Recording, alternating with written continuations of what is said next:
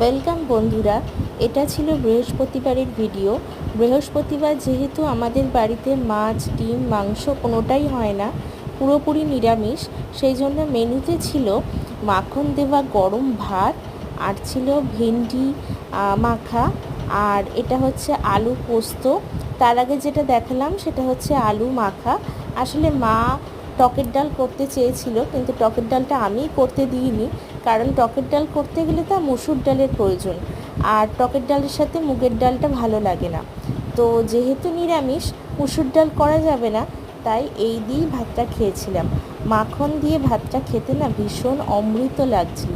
আর বিশ্বাস করো বন্ধুরা, তোমাদের কার কী হয় জানি না, তবে আমার এরকম যেদিন নিরামিষ থাকে, মাখন আলু ভাতে ভাত সেদ্ধ খাওয়া যায়, সেদিনকে না খাওয়াটা বেশ ভালোই লাগে, মাছ মাংসের থেকে ভালোই লাগে। চলো টাটা।